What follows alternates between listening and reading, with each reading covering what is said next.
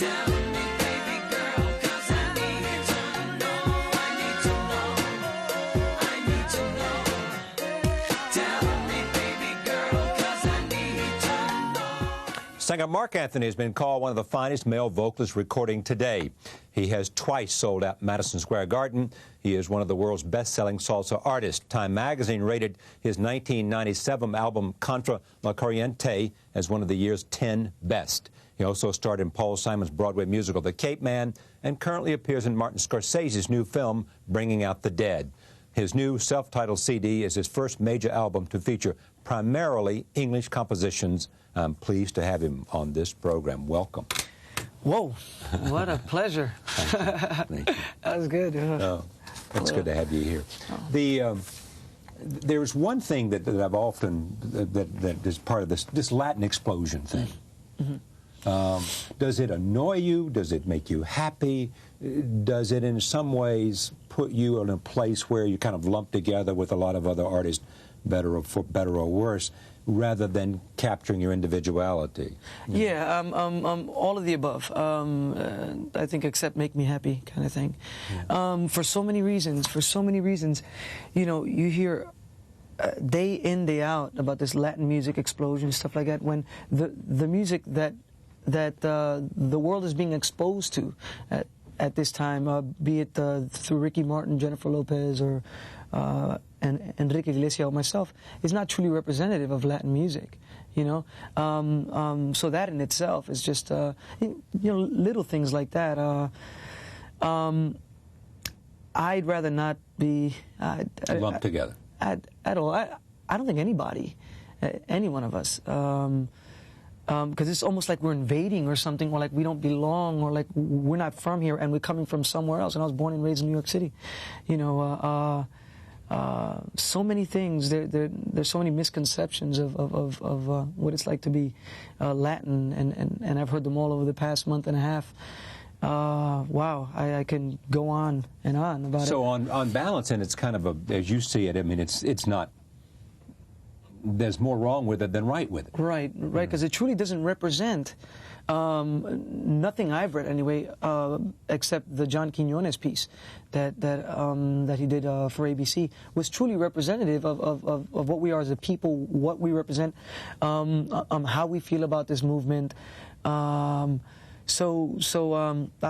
rather do it out. Okay, but help me then understand what you would like to know, why the Quiñones piece was good and why it says what you believe, or said another way. Okay, Tell me what you want to say about the Latin experience and who you are. Let's start with the fact that I was born and raised in New York. I've been all over the world promoting this album, and you'll hear, how do you like America? You know, it's like, how do I like my backyard? You know, like they sort of put you in this place where like you don't belong, and it's the first time I ever felt like I didn't belong, and it's a little, I feel a little displaced sometimes. When you want to talk about Latin music, the music that's out there now that America's being exposed to definitely doesn't represent Latin music per se. I mean, I've been singing salsa for the past 8 years, thank God, and I've toured the world as a representative of Latin music. And when the world is exposed to this so-called wave that's happening now for the first time, and they think that truly represents Latin music, you sort of have to go on a campaign, and you end up correcting interviewers half the time, just educating. I mean, and so I feel like I'm on this campaign of educating. On the other hand, just on so many levels, I just wish the Latin thing wasn't an issue. It's all about the music. You know, when I sing, I don't think about being Puerto Rican or American. I think about being an artist and just expressing myself the only way I know how. And that's what it should be about. It's, that's Marc Anthony, the Puerto Rican singer. Oh, all right, but does it have to be that? The music gets lost. The music gets lost. All right, let's hear you sing. This is from My Baby You, which was written for your daughter, Ariana. Roll tape. You're the simplest love I've known, and the purest one I'll own. know you'll never be alone. My baby, you are the reason I could fly, and 'cause of you, I don't have to wonder why. Baby, you, there's no more just getting by. You're the reason I feel so alive. As we watched this, I said to you, you're a little nervous watching yourself. Yeah. I didn't expect that, and I've never seen that. That's I believe a concert I did in L.A., and it was the first time I ever sang that song. It was the hardest thing for me to do. It was the absolute hardest thing for me to do, because the song is so personal. I had second thoughts about putting it on the album. You know, it's sort of like my my proclamation, my way of just telling my daughter. You know, I would have probably much rather just play for her at home and just have it as a little thing. But performing, I almost didn't do it. And seeing it, I'm like, oh, you know, it's so personal. You told me also that you didn't set out to become a singer. It just happened. You're absolutely right. That's exactly how it happened. It's the weirdest thing. They go, oh, so when did you decide to be a singer? I never decided to be a singer. You know, I mean, till this day. And I was thinking about it the other day. I was like, I was asked, and that's when I realized that you know, my dad is a musician, a writer, composer, and a singer, and those music around the house 24 hours a day. I mean, that's what I remember. I remember my dad correcting me on notes. No, this is how you do it. And I'm 3 years old, 4 years old, and he'd put me up on the kitchen table, and so I'd sing for his friends, and I never stopped doing it. So it is. I was just born a singer, you know. Does it bring you great satisfaction? Absolutely. I've never come across anything besides my daughter that has ever brought me such satisfaction. It's therapeutic in so many ways, and you know, it's definitely a world to get lost in. You know, just close your eyes and you know, just escape for a little bit. How much of your stuff do you write? You know, I used to write quite a bit in the 80s. And I stopped. When I started singing salsa, there were so many writers that I was dying to work with, and who just did it so much better than me, you know. And so I stepped back from it, and I haven't written in 10 years. This is the first time I write. This album? Yeah, in over 10 years, and there's probably wrote 90% of it. Yeah. So it was extremely fulfilling. Songs include "When I Dream at Night," "Am I the Only One?" Yeah. "I Need to Know," "You Sang to Me," "My Baby You," "No One," "How Could I," "That's Okay," and others. Capeman. Was that for you in the end a very good experience because you were associated with great artists? Go ahead. It was always a great experience. I never lived a bad experience during that whole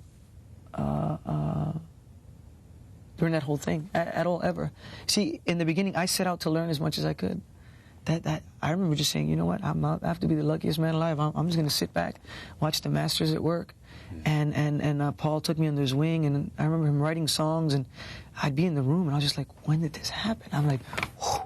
You know, so all along, I just felt really, really fortunate to even be in the same city as a talent that was on that stage. And I just set out just behind the stage. Yeah, but just in every single way, it was an amazing experience. I don't think not one day was I don't remember one day that I was like, what? Was it disappointing that it didn't go as expected? You know what? I never thought of that either. I not for a second. You know, there were plenty of people worrying about that. I remember just having to go on stage and giving my all. I'd read the reviews. I read nothing. It was all about the theater, getting to the theater and enjoying it as much as possible, learning as much as possible. And that's what that experience was for me, just totally. I can't say that, I can't say anything else about it. It was the most amazing experience I've ever lived. You know. The most amazing experience you've ever lived? Ever lived. it was over 3 years, and if for any musician to be given the opportunity to work with someone that he admires, Ruben Blades was my all-time idol. I used to be his water boy. You know, when he'd go on tour, I was one who would bring him water on stage. So he taught you about salsa? Oh, he taught me about life. He taught me about being a friend, what being a man was, and he showed me by example. And to play the same character on stage, you know, like there's a whole journey, and I could close my eyes and see the journey. But when I realized, like, we're playing the same character on Broadway. We're going through something we've never been through.